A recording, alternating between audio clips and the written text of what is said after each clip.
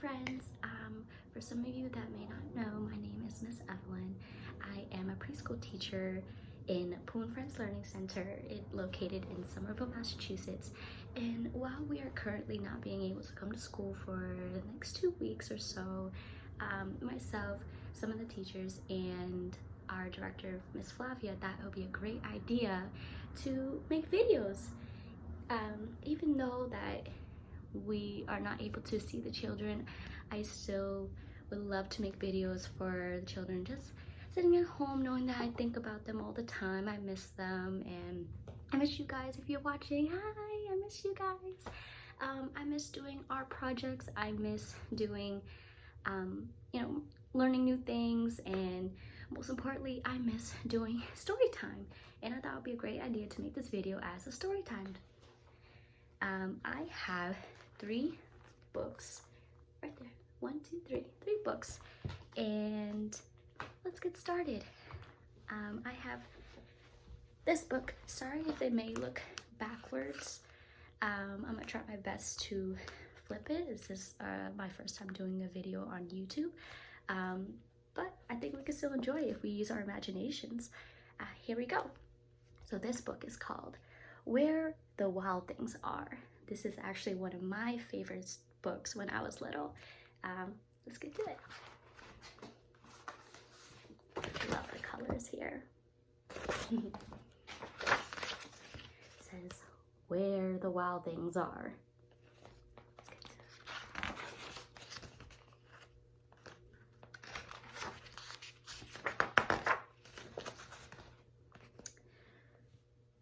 The night Max wore his wolf suit and made mischief of one kind. Mischief is like doing crazy things.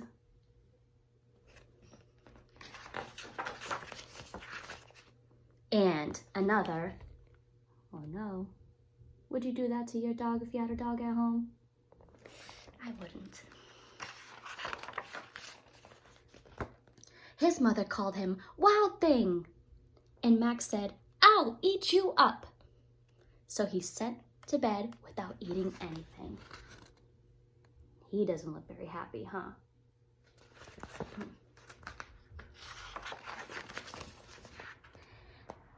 That very night, in Max's room, a forest grew.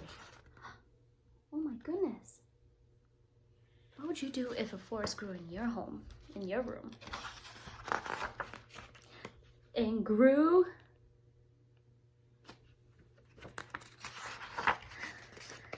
and grew until his ceilings hung with vines and the walls became the world all around.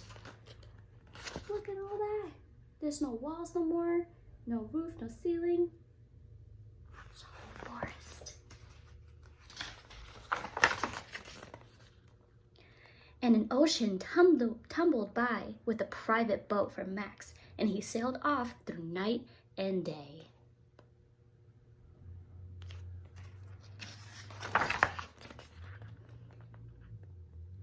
And in and out of weeks, and almost over a year, to where the wild things are. There's already one here.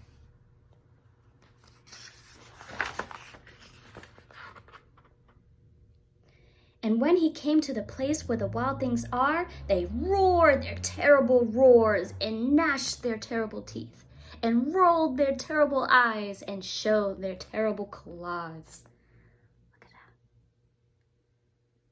Do you think Max looks scared? I don't think so.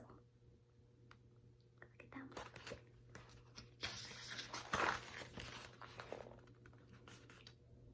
Till Max said, be still, and tamed them with the magic trick of staring into their yellow eyes without blinking once, and they were frightened and called him the most wild thing of all.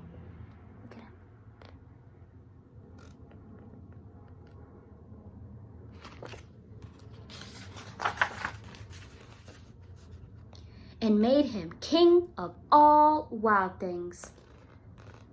And now, cried Max, let the wild rumpus start.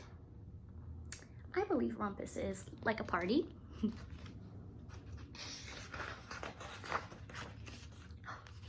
at that. They're dancing and roaring and having fun.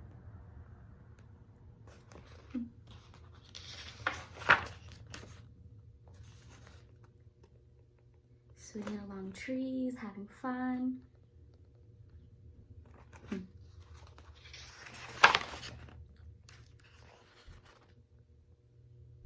Look at them. Having so much fun.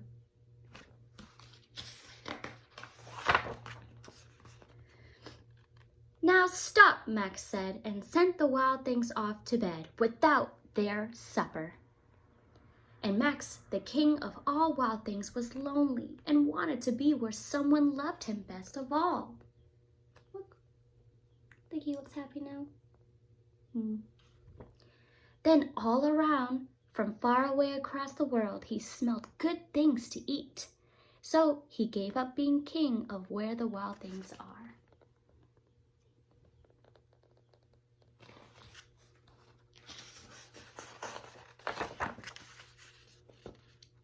But the wild things cried, "Oh, please don't go. We'll eat you up. We love you so."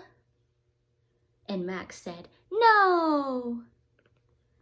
And the wild things roared their terrible roars and gnashed their terrible teeth and rolled their terrible eyes and showed their terrible claws. But Max stepped into his private boat and waved goodbye. See, he's waving goodbye.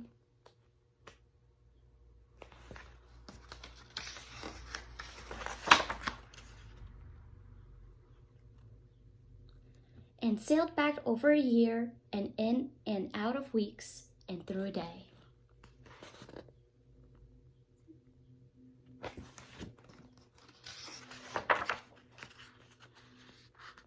And into the night of his very own room, where he found his supper waiting for him. His supper, it's like a dinner. It's right there. And it was still hot. The end. All right. Everyone knows I love reading crazy monster stories with my friends and Pooh and friends. Okay, I have 2 more stories here, right here.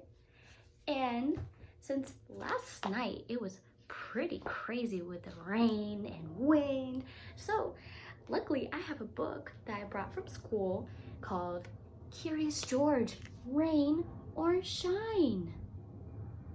Let's see what happens in this story. And again, I apologize if the words look backwards. I'm gonna try my best to try to edit out this video. Here we go.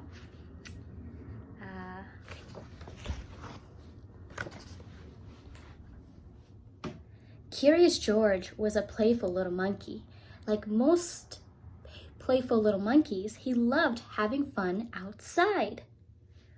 I love playing outside too. But sometimes the weather would not cooperate with George, meaning work with George at all. It would be too windy for playing ball, or too wet for flying a kite. George was tired of the weather ruining his fun. He decided that he would just have to be prepared for anything. And he is.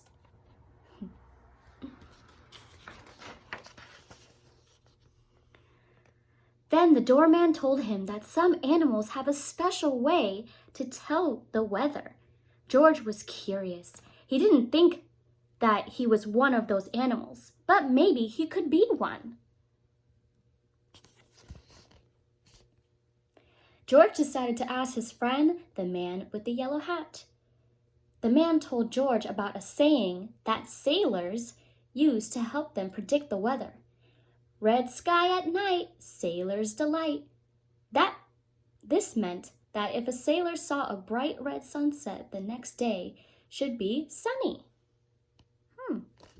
I never knew that.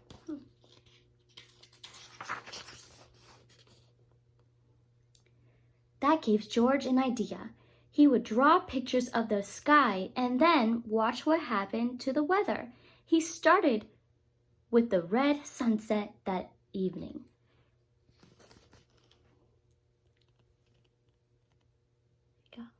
The next day was warm and sunny. He drew a picture of that below the sunset from the day before. He even drew the cricket he met while he was drawing. Chirp, chirp.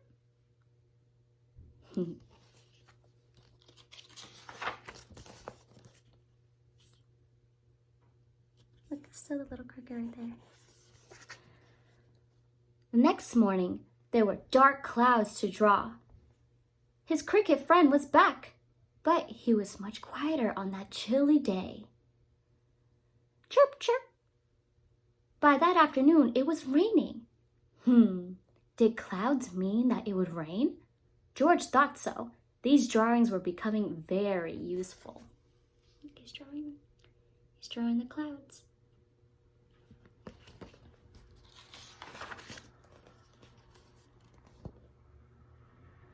The next day, George used his drawings to help make a decision. When the man asked if George wanted to go on a picnic, George predicted that the clouds he saw that morning would mean rain later on. He decided to stay at home. But it never rained. In fact, it was a beautiful day. The blue sky was full of fluffy white clouds. Yeah, sometimes that happens. We think it might rain, but it wouldn't.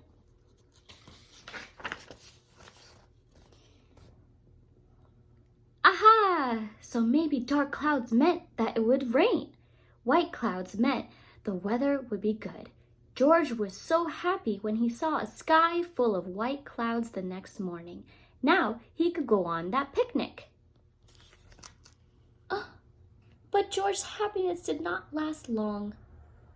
Wind blew a storm and that soaked his sandwich. The wind had ruined his picnic and his prediction. This weather business was not easy. How was George supposed to predict wind too? Oh no.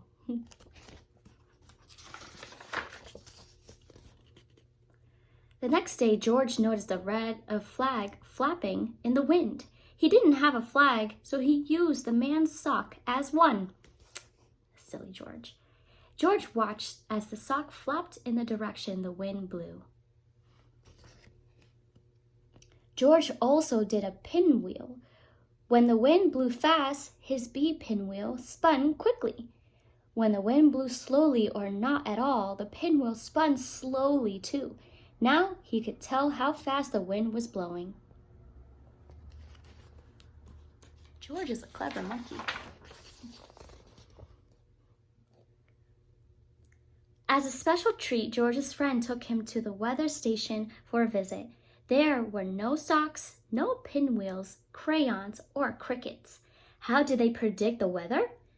The weather scientists told George that they use a radar and satellites in space to find weather patterns. Unfortunately, they were missing one of their satellites. They wouldn't be able to predict the day's weather for the mayor's big golf game. George had an idea. See his face?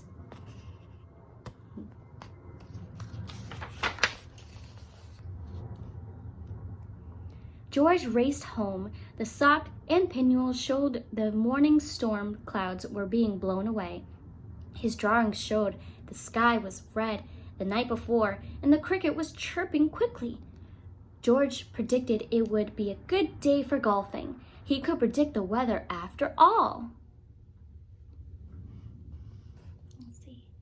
Back at the weather station, the mayor was happy to hear the news. He invited everyone to come to the golf course. See his drawing?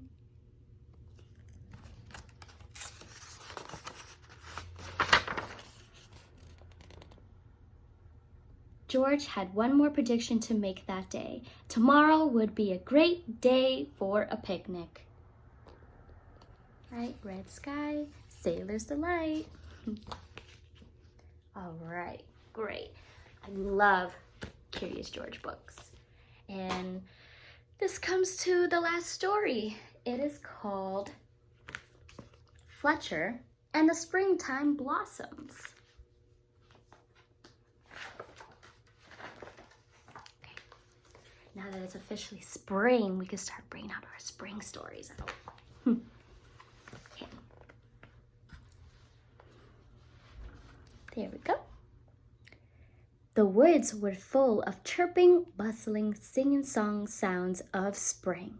Fletcher bounced along with his nose in the air, sniffing the just-burst buds of flowers and playing chase with butterflies. With his head spinning with sights and sounds, it's Fletcher right there.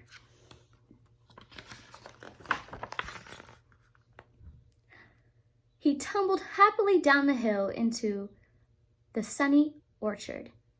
But he picked himself up from the ground. He couldn't believe his eyes.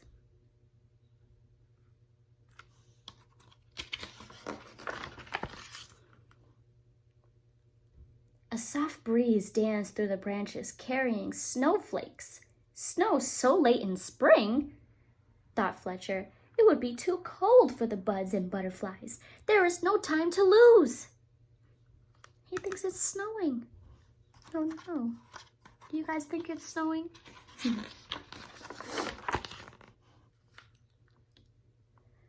Looking for someone to tell, he trotted back up the hill and passed a pair of birds cuckooing on the branches. Like, coo, coo. You've flown to your summer home too soon, Fletcher cried. I've been down to the orchard, and there's more snow on the way. Then we should fly back south, they called. But first we must tell Porcupine. He's just come out of his bed of leaves. He needs to snuggle back down or he'll freeze. We've talked about this in school. We talked about hibernation, that around this time, the animals will be coming out of hibernation.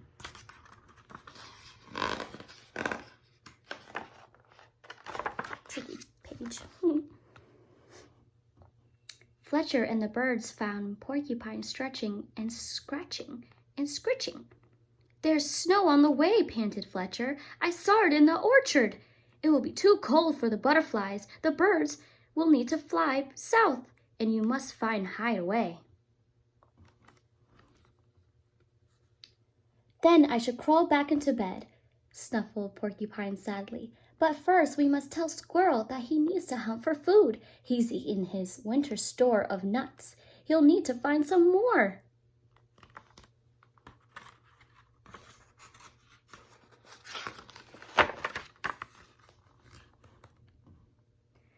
Fletcher the birds and the porcupine found squirrels scampering after sunbeams.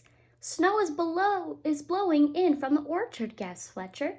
It will be too cold for the butterflies. The birds will need to fly south. Poor Porcupine must go back to bed, and you must find some food. You're right. I've eaten my spring feast, said Squirrel, and all my stores are gone. But before I hunt for more, we need to tell rabbits to munch as much grass as they can before the snow falls. Fletcher the birds, Porcupine, and Squirrel hurried off. There's Squirrel right there.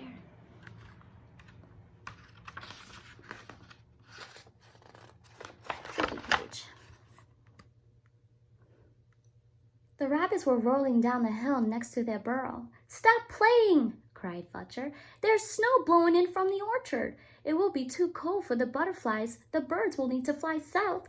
Poor Porcupine must go back to bed. Squirrel needs to find food, and you must munch more grass. Before we eat, said Rabbits, stirring dizzily at their feet. Let's see what we can do. Let's go and play in the snow. Look at all of them playing. So the rabbits hoppity-roll-poly plopped down the hill through the woods. They were chased by Squirrel, Porcupine, the birds, and a bouncy, full of importance fox, all the way to the orchard, where the ground was white with... Let's see what the ground was covered with. Blossoms. Blossoms bobbing in the branches, blossoms blowing in the breeze, blossoms blanketing the ground, and not a snowflake to be found. Those are blossoms, not snow, you foolish fox, the animals cried. Fletcher blinked and rubbed his eyes, feeling very silly. But then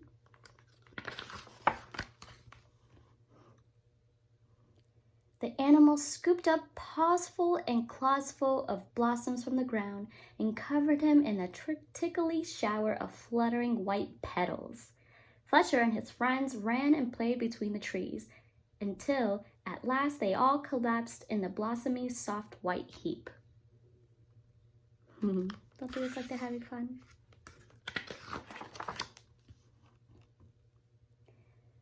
Then the birds fluttered back to their branches with beakfuls of blossoms to line their nest.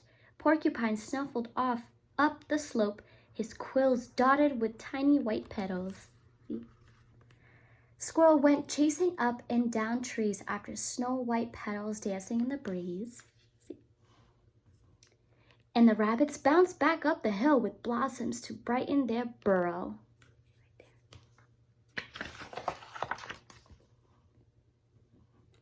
But Fletcher just lay smiling in his soft bed of petals, watching the blossoming branches bobbing overhead. The end. That silly fox. He thought those white things that he saw were snow, but really though, they were blossoms. Blossoms are like flowers, pretty smelling flowers that come from the trees. And we're gonna see more of them, hopefully, as the weather is getting nicer. So this ends my story time. I hope to do more videos like this very soon. And I just want to say I miss you guys so much. I hope everyone is staying safe. Everyone is being productive. Everyone is, you know, just doing fun things. I will love to see you guys soon. And I miss you so much. Bye, guys. Bye. Thank